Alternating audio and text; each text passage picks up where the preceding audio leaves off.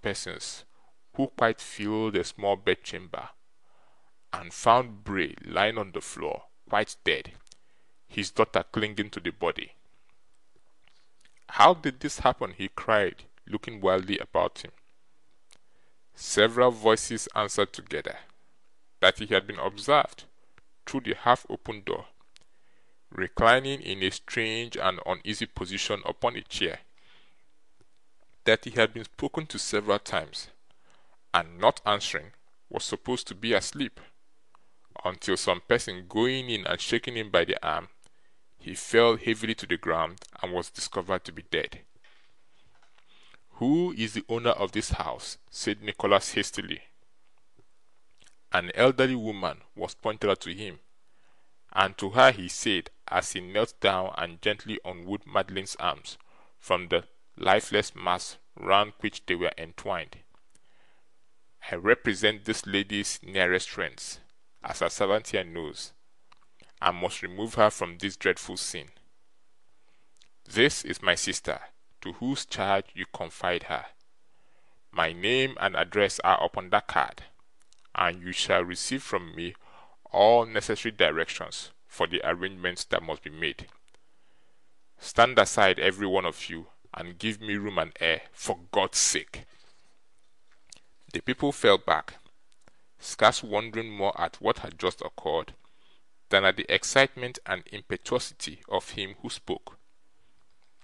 Nicholas, taking the insensible girl in his arms, bore her from the chamber and downstairs into the room he had just quitted, followed by his sister and the faithful servant, whom he charged to procure a coach directly, while he and Kate bent over their beautiful charge and endeavoured, but in vain, to restore her to animation. The girl performed her office with such expedition that in a very few minutes the coach was ready. Ralph Nickleby and Gride, stunned and paralysed by the awful event which had so suddenly overthrown their schemes, it would not otherwise perhaps have made much impression on them, and carried away by the extraordinary energy and precipitation of Nicholas, which bore down all before him, looked on at these proceedings like men in a dream or trance. It was not until every preparation was made for Madeline's immediate removal that Ralph broke silence by declaring she should not be taken away. "Who says so?" cried Nicholas, rising from his knee and confronting them, but still retaining Madeline's lifeless hand in his. "I," answered Ralph hoarsely. "Hush, hush!" cried the terrified Gride, catching him by the arm again. "Hear what he says." "Ay," said Nicholas, extending his disengaged hand in the air. "Hear what he says. That both your debts are paid in the one great debt of nature. That the bond, due today at 12, is now waste paper. That your contemplated fraud shall be discovered yet. That your schemes are known to man and overthrown by heaven. Wretches, that he defies you both to do your worst." "This man," said Ralph, in a voice scarcely intelligible, "this man claims his wife, and he shall have her." "That man claims what is not his, and he should not have her if he were 50 men, with 50 more to back him," said Nicholas. "Who shall prevent him?" "I will." "By what right, I should like to know?" said Ralph. "By what right, I ask?" "By this right, that knowing what I do, you dare not tempt me further," said Nicholas; "and by this better right, that those I serve, and with whom you would have done me base wrong and injury, are her nearest and her dearest friends. In their name I bear her hence. Give way." "One word," cried Ralph, foaming at the mouth. "Not one," replied Nicholas. "I will not hear of one save this. Look to yourself, and heed this warning that I give you. Your day is past, and night is coming on.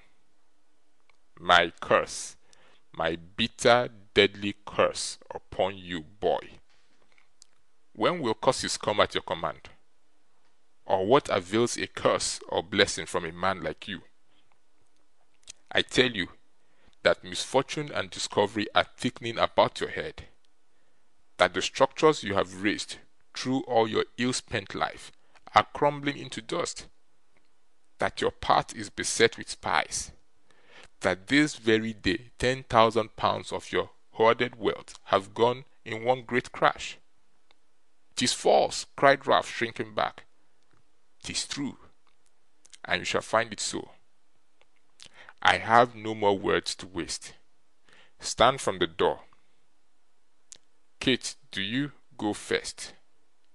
Lay not a hand on her, or on that woman, or on me, or so much a brush their garments as they pass you by.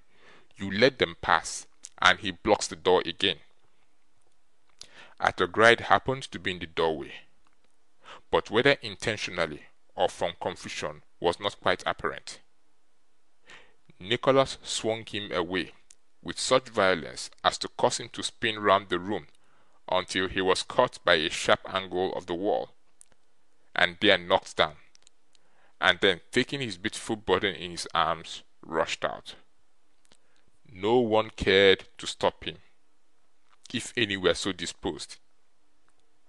Making his way through a mob of people whom a report of the circumstances had attracted round the house, and carrying Madeline in his excitement as easily as if she were an infant, he reached the coach in which Kate and the girl were already waiting, and confiding his charge to them, jumped up beside the coachman and bade him drive away. End of chapter 54.